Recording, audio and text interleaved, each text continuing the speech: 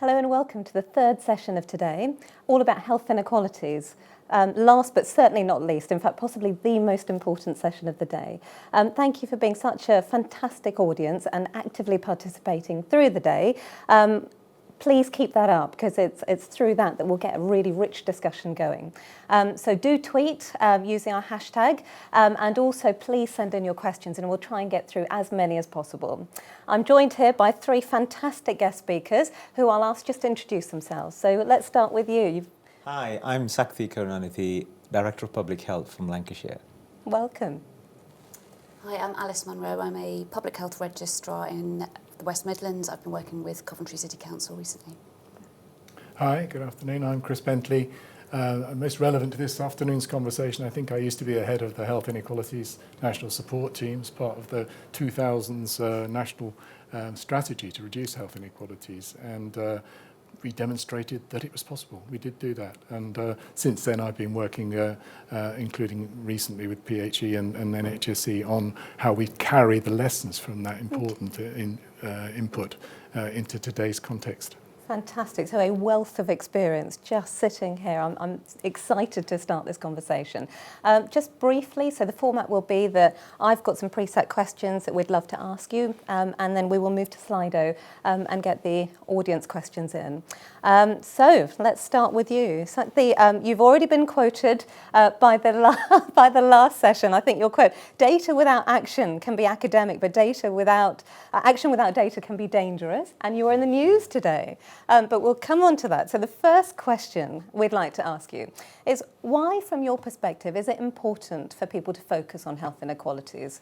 Yes, from engaging with our local residents and practitioners, not only is the data showing that there's a huge variation in terms of how long someone can expect to live, depending on where you are, but we're also finding that people are getting poorer and poorer health much early on in their life stages. So in some neighbourhoods within Lancashire, we have the healthy life expectancy, which is how long you're expected to live in good health, is as low as 48 years in some localities, whereas the life expectancy is 72, sometimes 78. So we're finding people living with poorer health longer. So it's not just becoming a health issue and how much you're in control of your life, but it is also becoming an issue for our local economy, where we are seeing more people in work actually being affected by poor health. So it's both a health issue, but more importantly, an economic issue as well. So it's very, very important for us locally.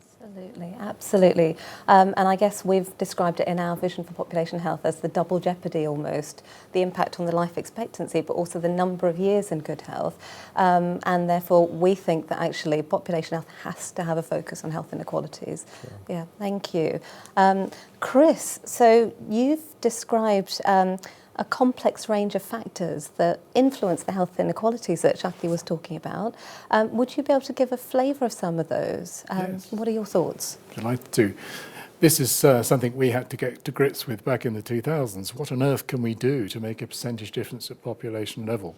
And a really wide range of factors. And I've got a particular diagram that I like, which I wheel out a lot, because I think it gives it a little bit of simplicity and it points us to the sort of things we've got to do about it. So I think that vision, you'll be able to see that picture. It was invented by somebody called Labonte, a Canadian. It starts off with a block on the bottom left, which is about the wider determinants of health, things like poverty and discrimination and poor educational attainment that are the real basis of inequalities. And those have an impact on individuals, the psychosocial issues, when you're thinking about poor self-esteem, loss of the meaning and purpose of life, the lack of social networks and so on. Those things combine to actually influence the behaviours that people adopt. A lot of them can be damaging, but they help people get through difficult days and lives without so much hope. And all of those things combine together to do things to our bodies. They can give us the increased stress hormones and raised blood pressure and anxiety and depression, all of which contribute to the same conditions that everyone gets: heart disease, respiratory disease, cancer, and so on. They all interact. And so the issue there is, how do we get in on those problems? The answer really is to all the different points in that diagram. But we're not going to just say, right, when we've sorted out poverty, we'll have improved self-esteem and therefore people won't be using the damaging behaviours and so on. So we can't think of it in that kind of pathway effect. People are going to keep going back to environments that have got all of those things still barreling in on them and making any decisions difficult. And so we've got to think about the people that we're working with going back into those environments. And in order to actually mitigate, not prevent, but mitigate the various damages that those things can do, we need to draw in all of our partners. And that's the basis, really, of what we call, and we'll talk about, I'm sure, as we go forward, about place-based working. Bring in all our partners, all of which have got contributions to address that complex picture. Thank you. So what you said earlier, despite that complexity though, is that you've got hope, it's doable, and hopefully we'll get into some of that. But I love this diagram, partly because it shows what as a whole system we can impact on, all the different partners in a way. I mean, I'm sure everyone watching will see a bit of it and go, well, actually, my job very much addresses that. Thank you. So Alice, you've been doing some fascinating work in Coventry, amongst other places. I know we were with you for a workshop recently. But for you, so how do you think, therefore, it's best to design a population health approach which also takes into account, inequalities? Yeah, well, I've been working in Coventry on an evaluation of their attempt at exactly that sort of approach, which is a place-based approach to addressing health inequalities under the banner of being a Marmot city. So the Marmot Review was published in 2010 and it outlined a life course approach to tackling health inequalities, and a core concept was the social gradient in health and the idea that everyone is impacted by health inequalities no matter where they are on the social gradient, whether they're rich or poor. And again, that there are multiple factors that impact on health inequalities and combined to form the social determinants of health. So in Coventry, where they began was with that Marmot Review. They then mapped out, in order to create a narrative to get people around the table and to get everyone to understand their role in place. A simple tool was just a map of the number 10 bus route, which had the life expectancy of people living at different stops on the route, and clearly illustrated that people in some areas can have a 12-year shorter life expectancy than in other areas. And that the narrative that creates resonated with people, clearly illustrated that this is about place, not about health services. And then that helped get leaders around the table. And you need that strong system leadership from chief executives, from council leaders, from directors of public health, everyone in the system, including fire service and police in Coventry as well. And then with their support, they were able to form a coalition of the willing, basically, of all the people in the system who really were willing to give their time and resources in kind to developing a place-based approach. Thank you. And for you, what were the key things that you feel made it different, let's say, to focusing on health inequalities as opposed to the health outcomes? But what did they do in particular to work together for the health inequalities part of that? I think it was about being a place-based approach and involving people beyond the health sector by using tools like the bus map that I mentioned and other ways of capturing the relevance of health inequalities to people, where it became not so much about health but about equity and fairness and drawing on their values, that for people who don't necessarily see themselves as working in health, anyone who works in housing or education, when they see the impact of those sectors on the life expectancy of people, it then makes sense to them and they understand their role in it. So Shakti, so we were saying about your Fleetwood being in the news this morning, which is fantastic. How does this compare to your insights from Fleetwood? And in particular, where did you begin?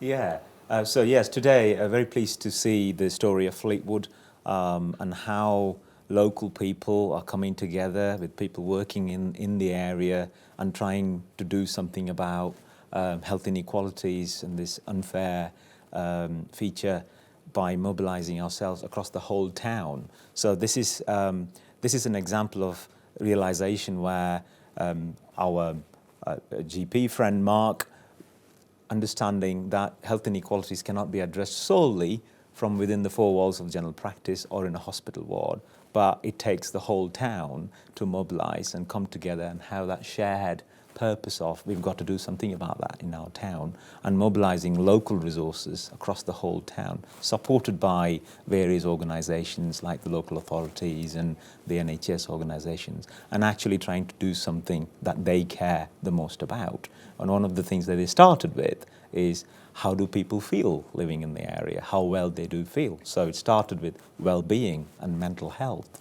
So they were able to understand what really is driving some of the poor well-being and the feeling of powerlessness.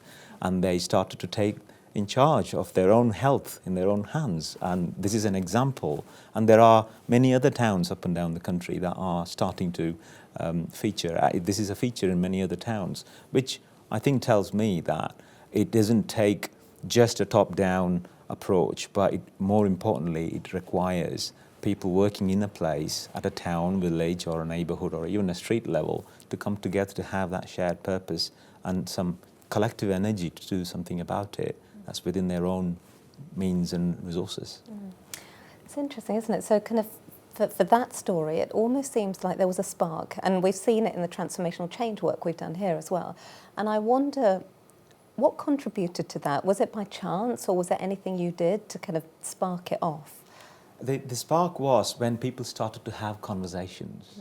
It wasn't looking at the data or the graphs. They would have contributed to that. But when people started to have conversations about, oh, I'm seeing these issues in my surgery.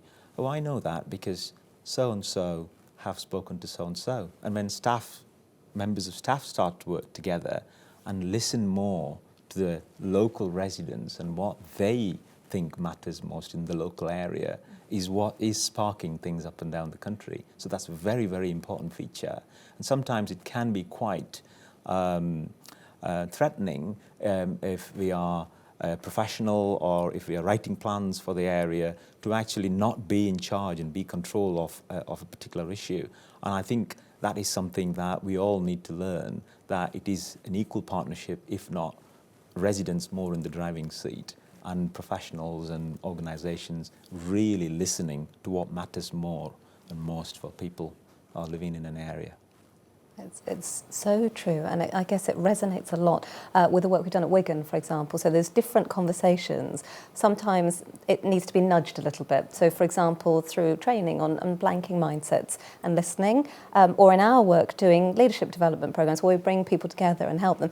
It sounds like for you it kind of happened naturally, though I guess there was some magic behind the scenes as well to support it. Thank you. So, Chris, I know previously we were talking about how partners work together, and you had a beautiful analogy. I wondered whether you want to talk about that in terms of haute couture. Yes, but essentially we developed a model during the inequalities team days, which we were basically saying, what are the different ways in? How can we actually make a percentage difference to health and to reducing inequalities? And there were three components of that. There was the civic and civil component of it, the top of a triangle that we developed, and that was things like legislation, regulation, healthy public policy that you do at town hall or village hall or whatever, and it affects most of the population. Then the other side is about communities, which we've been hearing about, where you're actually saying it's not something we do to or with communities, it's the way the communities work and function themselves and how they drive things internally to help people and empower people to control their own health. And then the other part of the triangle is about services and how they link together. Each of those three independently can make a percentage difference at population level. But if we can actually work on how they interact, then hopefully the whole can be greater than the sum of the parts. And I call the interfaces between them the seams, because people often talk about seamless, which is a bit meaningless to me. But I got the analogy from haute couture where they basically say, oh, no, we put all our effort into the seams because that way we get the best function and shape to our garments. And I thought, yeah, that's a good analogy. Let's say we're going to focus in on those seams. And I think, just if I can say a little bit, just slightly more on that, because linking across between services, particularly health services, and the communities, we've been talking about all the things that go on in communities, but actually often health is being left out, left behind. It's not coming across. And I think that we've had all sorts of things like integrated care and care closer to home happening in the health services. But actually where people live, where their leadership is, where their venues, where their networks are, is somewhere over there. And in the middle, something I describe as no man's land. And you get little sorties going across from one to the other. But actually, particularly for health, there's just this yawning gap. And often you find that in the middle of that gap, in no man's land, there's a lot of stuff going on in things like community safety, work and skills, income and debt. Those sort of things are all working, housing, filling that no man's land. But health, where's health? Always lost at the table. And so I think that's another thing I'm looking for from place-based working, is how does health help to cross that no man's land with the help of all their partners already there in place and doing the kind of things that we've been hearing about from Coventry and Fleetwood. And one thing I promised in terms of today was to get more into the practical of exactly that question. So it might be a little bit unfair, but if you had to give a couple of tips in terms of how that could be done, what would your thoughts be? Or where have you seen it being done well? I've seen it being done well, almost following on from what I've just said, really. We were doing some work in the Northwest where we'd actually identified particular wards that actually were having a big problem with their health and their use of health services and so on. And we were saying, right, we've got to get down into those communities. And I sort of said, well, who's doing well on that? And they gave me a name and said, well, this came up in public health service reform a few years ago. I don't know whether anything happened. I went down there. It was the most fantastic setup I've seen, where actually they started off with community-based researchers going out and finding out from their peers what was going on with their problems, what they'd like to see change. Then those people became community champions to start helping with implementing all that stuff. And they ended up with the sort of infrastructures where community champions were running income and debt clinics for their peers, backed up by a CBA and whatever. And those infrastructures were sitting there desperately waiting, if you like, for health to connect with them. So I think that that's where we've got to do. We've got to connect, get the conversations going, and actually health doesn't have to invent it all itself. It should, as part of place-based working, really look out and see what's going on. And we've got a few tools to help people do that. Thank you. What a lovely example. Thank you. So I've got a question here. Are there any good examples of local authorities to monitor demand and supply of services that provide support for health, housing, employment? So any examples of good practice that you've seen? Alice, maybe. In Coventry, this is about monitoring demand for services. I think that is a perennial issue for a lot of local authorities right now in terms of not only monitoring but managing the demand for services. And in Coventry, it's been an iterative process where being a Marmot city has facilitated conversations which are now progressing towards developments which will make it easier to monitor and manage demand. Things like procuring tools which will help them to identify which households might be entitled to benefits but which aren't claiming those benefits. And this the fact of being a Marmot city that has created the governance structure that's enabled the meetings to take place, which have meant that that tool is now being procured.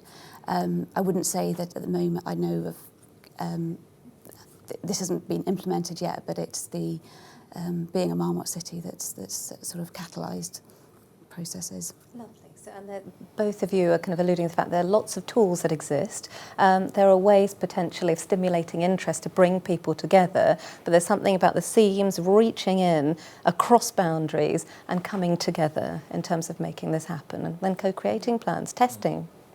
So what about you, Sadhvi? It's the collective sense-making that I think we need to do more of. I think every organisation has its own way of monitoring demand, really good at tracking that over a period of time and understanding what's particularly driving that. But what we're starting to see is organisations are starting to share information better than we used to do, and that's leading to much more collected sense-making. So I'll give an example in Chorley, where GPs have started to share what they are seeing in their neighbourhood with the local council. And this is a very popular example at the moment where the local council has used the people on the assisted bin collection list to support people who are frail in essence, which GPs would be coding it as a frailty index. But by bringing colleagues working together across the boundaries or into the no man's land or the seam, there is some magic starting to happen where people are putting one and one together and having a more complete sense of what's going on in the area. And that in itself is driving different thought processes, whereby in the past we might have reached to a prescription and start writing a pill, whereas now it's much more social and people are being connected with each other, and that gives them a sense of belonging and more emotional wealth, as they call it. So there are things that are starting to happen, and certainly the population health management approach, which is bringing data together to have collective sense-making, and then really starting to work with individuals and family units and communities, is something I think is very promising. And so with the population health management, I mean, obviously there was a session just before ours. I guess there's a question about how do you bring that into so if you've got health inequalities, how do you measure that on a population health management approach? What kind of metrics do you tend to use, or how do you go about measuring those inequalities in an area and then measuring the trends over time or impact? I mean, what we're starting to see is the data gets viewed at different geographical levels. So for the whole of the system, when you look at what are the health outcomes, what's the variation in an area, you immediately see the variation, especially when we've now got data on a smaller geographical levels. So that helps to target resources where the need is most, but also have an overview of are we making progress as a whole system. But without addressing the inequalities, we will never progress the whole system, because the more unequal an area is, the more drain it is on not just people's lives, but also our resources. So that is one thing, if a system level. But at a neighborhood level, GPs are able to better get the support with other partners to people who need it the most. If you just run a search of who is at risk of stroke or whatever, falls, that will give something that's probably not manageable at a GP land. But when you start putting things together, people are starting to get a list of individuals that they can really take the interventions or support to that make the most difference in an area. So that's how inequalities is really weaved into the population health management approach. It's not all about demand, which is how it started to get perceived. But as people get more and more taste of what using data for action is, I think that's starting to really emerge as a theme. Thank you. And I guess a question open to all of you would be, so if it's important to use data as a tool to stimulate conversations, that you've all said, I guess how would you sell health inequalities to council colleagues versus the NHS versus a different part of the system, maybe business or voluntary care sector? Do you use different angles? Are there tips that you'd give for local areas trying to do this? And I think the most important recent one for me has been trying to convince the health sector, and particularly kind of, SDP, ICS level health sector, that health inequalities are something they really should be grappling with, because they all say health inequalities, it's a bit of a credo. Oh yes, it's what gets us out of bed in the morning. But actually then spend most of the time talking about finances and activity. And the data that I've been looking at recently has demonstrated that, lo and behold, most of the emergency admissions to hospital, for example, or the proportionately the case, comes from the most deprived 20% of the population. The greatest burden of disease sits in the most deprived areas. And not only that, but the people living in those areas are the ones who are least equipped or resourced to actually take on the problems that it generates. And so if the frontline problems about finance and about activity and emergency admissions and A&E 4-hour waits are going to be addressed appropriately, you're going to have to find out where quintile 1, where the most deprived people are living. And then if by focusing in on those, you'll realise that you can't actually crack that one yourself. You've got to actually draw in your partners, and therefore you're set off using the data on a population health basis to say, oh my goodness, that leads us into place-based working at a more local level. And I think that for me, that's opened the doors that weren't perhaps open in the last few years. Lovely. So something about how can you frame it in a way that's helpful to health colleagues, or health in the traditional sense, to say actually we really want to do this, and even I guess some of the policy landscape, the NHS long-term plan, primary care networks, definitely, again are kind of levers to use in that conversation. What about your experience in terms of at a kind of more local authority level or government level? Is it the same that would drive colleagues at a senior level to want to really prioritise health inequalities, or is there something else? I'd say I think the important thing here is language. Not everybody understands even the frame of health inequalities or even deprivation, but they see the impact of that in different ways. Housing and local councils, I'd like to argue, I think they are much more closer to the whole issue of inequalities and deprivation, because they see it every day coming through the door, as are GPs, for example. But as you go higher up in the system, it's probably it's becoming lost. So councils see it every day, whether that is assisted bin collection or people coming in for benefit checks or housing. There is a need for translating and having a shared language in this if you're truly able to address health inequalities in a way that makes sense for different parts of our system, if you will. What might mean a cardiovascular disease event might be seen as a housing-related event or a fast food density event in a local council speak, and I think that's the order of the day, that we've all got to be able to listen and understand it from different perspectives and being able to hold a shared language between us. Lovely. I think that's true in Coventry as well, that it was about aligning it with the priorities that were held at a system level and among partners. So for Coventry Council, there was a priority to promote inclusive growth, and that was based partly on the history of Coventry as a city that's transitioned from being a manufacturing city to a university city, and a feeling that many people are not benefiting from the new basis of the economy. And so a desire for inclusive growth that's not just Coventry specific but across the West Midlands. And so aligning your approach to health inequalities with inclusive growth and social determinants of health is quite straightforward to do because they're parallel agendas, but talking that language engages people more. And then for many other services like the police and the fire service, it was about managing demand, that they see that things like housing and the community safety are all critical to their demand as well, and smoking for the fire service, for example. So aligning with their priorities so that you've got can develop a shared agenda.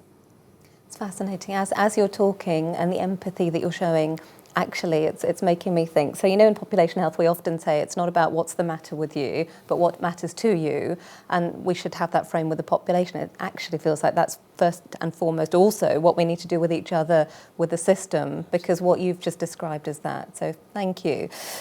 So a couple of technical questions here. I've got one about primary care networks. So how do you deal with the fact that primary care networks are not geographically joined up? So a colleague here has practices on either side of town with large gaps in between.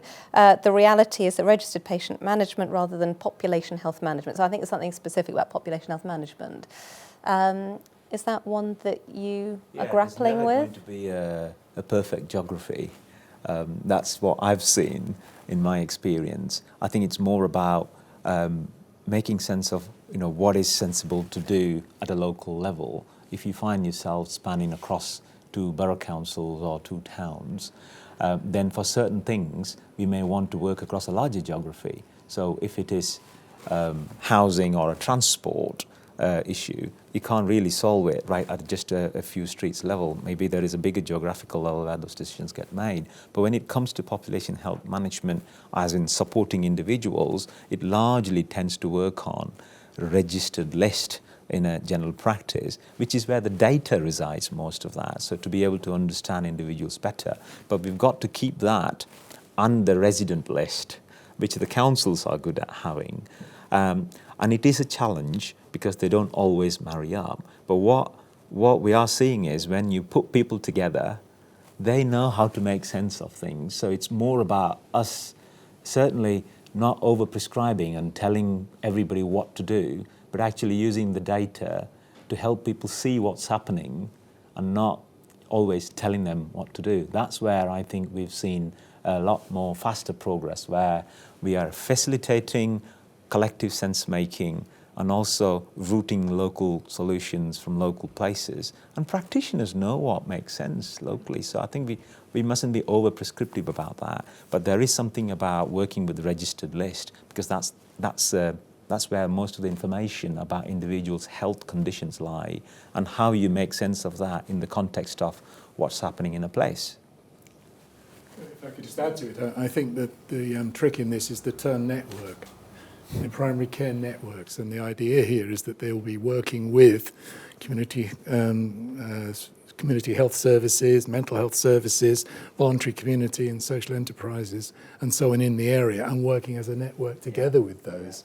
And I think that, as you're right, the registered lists for general practice are an important way in on health directly. But when we're talking about the wider determinants and the behaviours, the other way in is through their community. And I think it's a question of using primary care networks to marry those two together and not be hidebound by boundary, but actually say, in our area, how does this work? And making sure that we align the resources from all those various different partners. And don't let the perfect be in the way of being good enough. No, just use, start with what we have. And there are some technological advances happening in terms of interoperability and people being able to connect local authority data with primary care data, but it's not going to solve everything through just the data alone. I guess, so that makes a lot of sense, thank you, and I absolutely agree. I mean, primary care networks will only work if they reach out widely across partners. There's something about going by the registered list, for example. When we're talking about health inequalities, there are some really vulnerable populations by way of, let's say, homeless, rough sleepers, transient populations. What's your thoughts about how they can also be supported as part of this? I mean, the thing I would immediately say is that network, by having that diverse sectoral representation almost in each of the primary care networks, if you look at the maturity, the way of understanding how mature a primary care network is, the more advanced primary care network maturity levels take us to a point where it's not just the GPs, it's not just the NHS, it's the local voluntary community and faith sector organisations, local housing associations, the council, community representatives, elected members. So that's how this can be successful. It cannot be successful just by having very limited scope in terms of, there's no single magic bullet. That's what I'm trying to say, yeah. And so somebody's asking here, so despite lots of interests and shared plans, so we're really trying to do this on the ground, we're still facing challenges in terms of practical logistical issues and sharing data across organisations. So have you got any thoughts or tips or advice about how organisational policies and restrictions can be overcome to support data sharing? I guess it's an age-old question in a way, but it's one that people are still grappling with clearly. I think that I've got no way in on the technical problems at all, but I think that a nice quote I heard the other day is that developments occur at the rate of trust. And I think that's the point, isn't it? It's a question of, and I've seen this work in health authority days and that sort of thing, where some places can actually get together with sharing data with the police and the A&E services and so on, when the leadership actually trust each other and know that they're going to work well. And as long as you've got things like in health service Caldecott Guardians, you're going to be secure if you pass information to those groups. And I think that's the fundamental, and then the technical problems can follow on from that, as far as I'm concerned. So through your evaluation, I mean, clearly you depended a lot on data, or through the work that you do anyway. So what are your thoughts? Was it easy to access, or did you have any reflections about how partners would find working in the area that you were in? So the Marmot partners did produce data sharing agreements. So there was some data sharing at the outset. I can't say those have been updated since GDPR, I'm not 100% sure, but certainly they did have them, and it was, as you were saying, about trust and relationships between them. And a lot of those relationships predated being a marmot city by a long way. And it's really, I think it is important to, as you were saying, focus on that and focus more on the approach rather than simply technical solutions. And one of the tools that is part of your toolkit is an audit tool, which is much more about the approach than about specific data targets, data-driven targets. It's about your shared priorities, your needs assessments, about leadership. That audit tool has the potential, I think, to be very helpful to any system that's trying to integrate, because then what you're monitoring there and trying to capture is the approach rather than the actual outcome or any specific measure. Can I just say what that is? Mm-hmm. Yeah. It's recently published by Public Health England. It's called Placebased Approaches to Addressing Health Inequalities. And it describes the triangle, amongst other things, it describes the triangle I was talking about. But then for each of those components of the triangle, it points you to certain tools that actually help you, as was being said, to address where you are in this thing, the self-assessment tool. And you can actually go through it and say, where are we strong, where are we weak? So you can together as partners, first of all, have the discussion, why is your perception that we're here when I think we're there? And that's a very constructive thing. And then you can actually decide which of the areas you want to focus in as a group to actually progress the things better. And there's one of those for the 3 seams, and there's one for the centre as well. And I think somebody's actually name-checked your toolkit, so the place-based toolkit, so it's clearly one to use. The same person has also asked about the DWP, so the Department of Work and Pensions, using segmentation information and the toolkit. And so they're asking, well, actually, where is the potential for further collaboration between Department of Health and DWP? What can DWP play, or organisations like that, in local efforts? We've got, I think it again comes down to good relationships and being able to trust, and there's a shared purpose. So for instance, I met with our local DWP lead. That's another example of those people that they have got in their list. More than 50% have got mental health and well-being as an issue. But if you go and try and find out through the registers about how do we target mental health, that the yield of working with that list would be very less compared to working through DWP as a main point of way in to understand and appreciate how these people live their lives and being able to provide the support.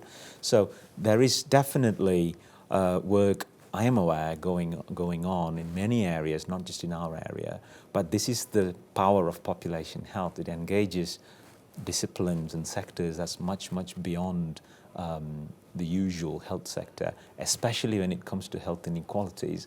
We need to reach as wide as possible, particularly for some of these departments, DWP, the MHCLG, communities and local government, but also I would argue DEFRA, for instance, about air quality and the environment and so on. So this is a multi-departmental, cross-governmental issue that is also panning out like that at the local level. And was there a particular phasing that you found helpful? Because obviously that's a large number of organisations. Is it that you just went and, by chance, had conversations to find out what data or priorities people have, or would you say there's a particular order or timing to involve partners? I mean, if I cast my mind back, of particularly what's going on in Chorley, one of our borough council areas, it came down to leadership and also the local council taking responsibility to convene that multi-sectoral partnership, which they have really paid attention to what drives inequalities in the area, and that included DWP and the local religious and faith organisations. So that is something that I've found, in my experience, that it takes that convening that's beyond the usual suspects to actually have local conversations and try and find out who are all the key players in the local area, and going back to really understanding how people live their lives and how practitioners are facing issues frontline. So the word inquiry is coming to mind. I'm just Appreciative thinking back inquiry, to appreciative yeah. inquiry. So leadership and organisational development frameworks are suddenly flooding to mind. So thank you. So in terms of more technical tools, so are there any other things in terms of either policy or tools that people should either be aware of in terms of health inequalities, or you see coming along in terms of the horizon? So just a question about that. I think There are tools. I mean, for example, one of the ones we point to in the PBA is Healthy Public Policy Manual that local government associations produced, and together with the Association of Directors of Public Health. There's a lot of work being done there on healthy policies. And I think the point really is not to keep looking for new tools. The issue is you've actually got to get down and dirty with the populations you're worried about. And I think that the example I quoted earlier on from the Northwest, it was the participative involvement that actually began to make the difference. They participated in the research and gathering the data.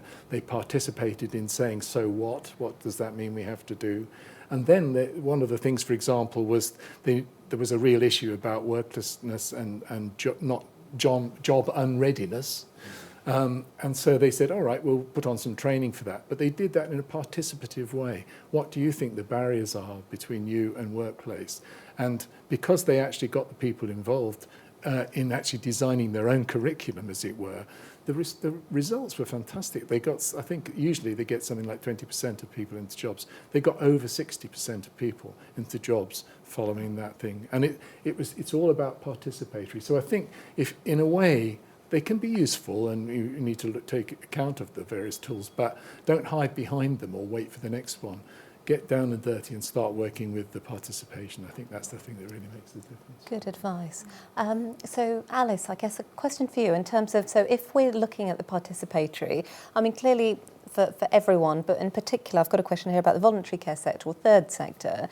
Funding is a major issue. So are there any highlights from your work in terms of actually where funding was used to enable people to participate in this way? Well, a recent and very exciting example in Coventry is actually that being a Marmot city was used as part of the bid for becoming City of Culture. So the bid included a strong element of community involvement in developing the arts and productions that are going to be laid on in 2021, which is the year that Coventry is going to be City of Culture. They won the bid, and they won it partly because they'd put in all these commitments to inclusive approaches to producing arts. It's not simply about going out and sourcing productions from elsewhere.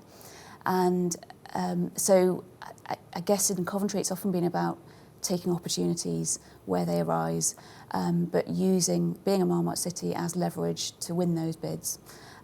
Because as you say, funding is an issue. The council have seed funded certain projects, which I won't go into right now, but which are about assets-based approaches essentially. But the City of Culture bid has been a really strong example of winning a bid that will bring in upwards of £40 million into the city, which is then going to go to largely community arts-based organisations who are going to produce productions with communities in the more deprived areas. And it's very focused on deprived areas and community well-being, and a lot of resources going into thinking how do we measure the well-being of the population before and after that year. So is it that you took a place, so in a way mapped geographically an area, and they chose to focus on that? Or would they go for a population segment? Was one a priority over the other in that approach? Or was it just let's pick some exciting charities and organisations to work with? The City of Culture work is in its infancy right now. They won the bid just over a year ago, and it's currently in development. The focus has been on the areas of greatest deprivation. So about 30% of wards are in the 20% most deprived in Coventry. So those are the ones where the producers, who are the people who are going to go out and start these productions, have been posted. And so those producers are already going out. They're mapping community leaders, community organisations, and working with arts organisations in the city to begin to develop productions. So it's a really exciting time for the city. Lovely, and I think that compares probably to some of the work you've been doing. Yeah, definitely the grants that's available through certainly local government sector is really becoming very scarce given the pressures. But what I've seen as a pattern emerging also is people are starting not to see voluntary commitment sector as an add-on, and where you've got some slush fund towards the end of the financial year and you dish out some grants. Actually, people are really embedding it in the mainstream.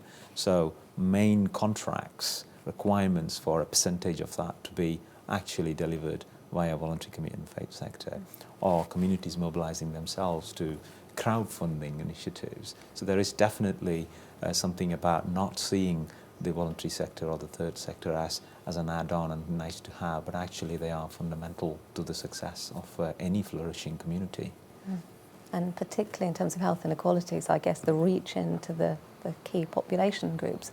I mean, I think it's not just about money. There are other resources as well. Absolutely. And local leadership is central to it all, I think. And I'm just thinking of one particular example, which was they were worried about engagement with white working class men as a vulnerable group. And actually, out of the leadership that was put into it, they developed this Men in Sheds program, which didn't have any extra resources, but they just were working around in a county in the end, and just finding resources, finding spaces that could be used, pulling people together, and they all added their own assets into the whole process. And we've got a fantastic network of Men in Sheds now, but it's done its job, and it's really got people out of isolation. They're in networking now, and it didn't cost anything in terms of outside. Yeah, and the nice thing about not getting external funding is that there's no dependency developing. It's something that's centrally generated, which I think is more sustainable. Maybe a bit of both. Maybe some funding, Yes, but a bit of also both. a caution A bit of about both, of course. actually it needs more than just money. Yes, a bit of and seed money is can do a huge amount. People giving time. Yes, So absolutely. if you give an hour of your time, you get Yeah. something back out of the local resources, and Yeah. that's another model that's emerging. Yeah. Okay, an interesting question here about qualitative data. So often we get asked a lot about quantitative, but I think there is a shift in the tide, which is healthy. So qualitative data, what qualitative data is there to support population health? And particularly, Chris, I remember we were just discussing the importance of narrative and story, so I guess that comes into this as well. So how are you using qualitative data? What exists?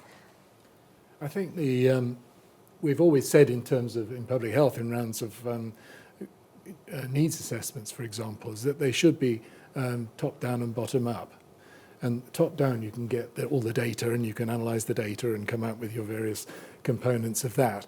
But then you need to marry that with the bottom up information, which is all about intelligence from the ground, people from, and like I said, the community-based researching, but also frontline staff from the various agencies. They know so much about the area that they're in, you know, health visitors and community nurses and social care and so on. They know so much. And we're not very systematic about drawing that information into the needs assessments that we're developing. But I think that's critical because that puts flesh onto the bones. I think that I'm not deriding the importance of data, but the important thing about that is it's nothing unless you turn it into narrative. And I think that's a really important public health attribute, really, is to actually take data, take analysis, pick out of it what the stories are, what is it telling me in terms of a narrative, and then to be able to go and sell that to the various top tables, the various committees or whatever, but do it in a way that isn't flat and dry, but actually really hits home, light bulb moments, and actually that's the way you can actually get the decisions moved in the right direction. Absolutely. And I think there's not enough of that, I don't think, at the moment, and it's a good way of earning your living, actually. If it's And it's fascinating. I think we might even be moving on from narrative. So I went and saw some deep end GPs in the Midlands, and they had images, so use of art to tell these. So you're right, it's not about which type of data necessarily, but it's being fully informed using the right data and then translating that, isn't it, to win hearts and minds. And it takes it back to the fact you've got to do that differently for different audiences. Yes, absolutely. You know, the story can have different nuances and different themes to it, depending on which audience you're pitching at. Okay, there's a question here about digital age. So we're moving into the digital age. How do you plan to encourage people to become more digitally connected to support their physical and social needs, and particularly in relation to health inequalities? Interesting question. If you look at life in general, I think most of us have started to book our tickets and do banking online. And I think I'm right in saying that having a mobile phone is the one that's got the least variation between least deprived and most deprived parts of the community. I might be, I don't have the source of that, but I've heard that being quoted elsewhere. And there are signs again of people, social media doesn't, particularly in terms of the peer group support. There is quite a lot that in the substance misuse and recovery world that we've seen that people who are really in disadvantaged situations can engage through simple phones rather than any digital tech stuff. The other side of that digital is also about, again, capturing not just quantitative data, but also techniques like neurolinguistic programming and understanding much more comprehensive sense of what an individual situation is. I think that's an untapped potential, which I think has got a role to play in unlocking the actions to address health inequalities. I think in terms of social inclusion, certainly digital exclusion is a major barrier for many people. And that's an issue in Coventry just as it is anywhere else, particularly when it comes to applying for jobs or applying for universal credit, which is not a straightforward process but is largely online. So one of the solutions they've come up with in Coventry was to draw on the assets of the universities and combine them with the needs of the libraries to be able to continue to deliver digital support, because they used to be able to employ much more people, but the budget's been slashed considerably. And what they have now is a scheme where the students come in and offer digital skills training at drop-in sessions across libraries across Coventry. And there is also a hub, I believe, in the centre of Coventry where the Coventry University deliver digital skills training. And all of that then is accessible and freely available to anyone in the population. And it's low resource. It just draws on the goodwill of the people involved. I mean, you're not going to hold it back. It's going to be really important, and it's going to make huge gains. There are lots of pros in terms of the digital approach, but you've really got to be sensitive all the time about who's being excluded. And I think that, you know, we've got to constantly be checking. Yes, there's been an increase in the amount of activity at sexually transmitted disease clinics, you know, online, for example. But who's not coming in? Who's not connecting with that? What are the consequences of that's not happening? What about people for whom we're not talking about first language? Some parts of Sheffield, I remember from when I was there, 67% of the practice population was not literate. Not internet literate, but just not literate. And so, you know, of course we've got to progress the digital environment. It's going to be very cost effective for large groups of people, but who's going to miss out? And I know that the conversation's going on about Babylon, VP Babylon. I was just talking about this morning, and you know, for the people under 35 with certain needs, I know what I want and I want it now, it's perfect, and it'll actually take them out of other people's systems and actually allow people to concentrate on the other. But there's a whole long list with that system of these are the people who we can't actually register, and they're the people with the most complex needs. And so as long as we actually follow that up and compensate for that, there's a long way to go. That's okay, but there's a long way to go, and I think we're going to have constant constructive unease, I like that phrase, in terms of the way it's progressing, because I think it'll not, you know, it'll not sort itself out for quite a long time. Working in and we've got a responsibility, I think, to make sure that's true. Absolutely. I guess working in a complex system, that is exactly the approach we need. Yeah. It's that kind of coping with the uncertainty of the complexity. And I love what you just said there, again, about the who's excluded, actually, in the population, but also in our system as we're working together, constantly thinking of that dual lens. I would gladly talk to you for hours, but sadly we are careering towards the end of not only our session, but the whole conference today. And, it's just been fabulous. So I just wanted to give you a chance to kind of, thinking about all that's discussed today and, in the last hour, are there any key messages that you think people should be taking home, particularly about health inequalities? Maybe just give you probably 30 seconds, maximum a minute. I'm sorry because the time is kind of very limited. So I'll be keeping to that time. And then we'll leave the audience with our population health animation. So, Shakti, what The about thing you? that stands out for me is always constantly checking, are we diverse enough to address health inequalities in our society?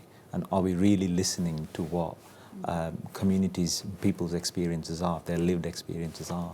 Those two things, and there is no single magic bullet. Those would be my 3 takeaway from this. Yeah. I think it's very similar in Coventry. You can't expect to have oversight of the whole system or to be able to control the system. It's going to constantly change. And so the starting point for most people in Coventry was about trust and relationships and identifying shared values of fairness and equity, social justice, and beginning from those and then start anywhere, go everywhere, rather than it being about targets and outcomes. I think I said to you earlier, someone asked me, what was the one thing that you'd change in relation to health inequalities going forward? And I said, the one thing I'd change is the idea that there's one thing you could change that would affect health inequalities. And I think that the important thing here is it leads you on to back into place-based approaches, because I think if we can actually bring together the contributions of all of our contributors and our partners and our stakeholders, that's when we can actually begin to mitigate some of the problems of health inequalities. Brilliant. So thank you for being such a fabulous group of speakers. And thank you to our audience for being just fantastic throughout the day. I hope you got a lot from the day. I know it was very interactive and there was a lot covered. For any colleagues who might have missed the session, please do encourage them to look on our website again. They can register and they will be able to watch on demand. So they'll just need to register to do that, and it's free and it'll be available. So just finally, delighted to leave you with our animation on population health and say please do keep up the conversations, please do work with each other and keep joined up with us as well. There's much more to come, so enjoy the animation and see you again soon. Thank you. Being healthy is more than just not being ill. It's about our physical, mental and emotional well-being. While access to traditional health services is important, in reality, there are many factors that affect our health and well-being. Our individual actions and social connections, the places and communities that we're part of, the services that are delivered in our neighbourhoods, and the decisions made by local and national government all play a vital role in keeping us healthy. John is 50 and has worked as a builder for over 30 years. Recently, he's developed arthritis and is visiting the GP frequently for pain relief. Unable to work full-time, he's become cut off from friends and colleagues and is finding it hard to get out and about and look after himself. Mira's 8 and has asthma and chest problems. There are no green spaces within easy reach of her home, and her school playground is by a congested road. Medication helps, but she misses school some days, making it hard to keep up with her work and friends. These issues can't simply be treated through healthcare. John and Mira are both receiving high-quality professional treatment, but there are many other factors that affect their health and well-being. John's life changed when he chatted to his housing officer on a routine visit. She encouraged him to join a walking football group run by the local leisure centre. Slowly, he started seeing the benefits of gentle exercise, and he began to enjoy being part of a group with his new teammates. He returned to work part-time, adapting his role to suit him with the support of his employer.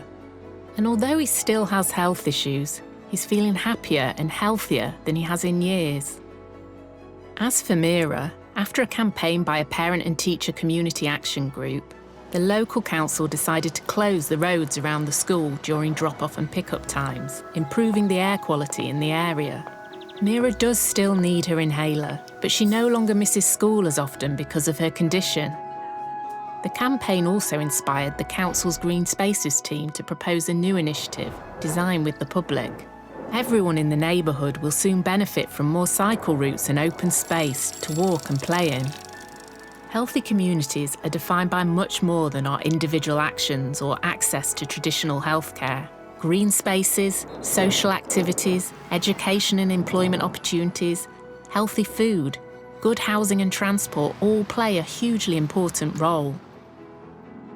To prevent illness and improve the health and well-being of local communities, we need to consider all these aspects and more. This is called a population health approach.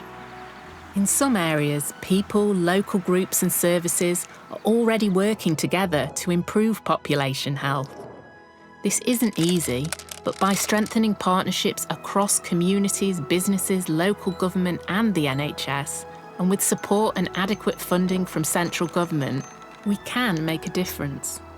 Find out what the King's Fund is doing at www.kingsfund.org.uk/population health.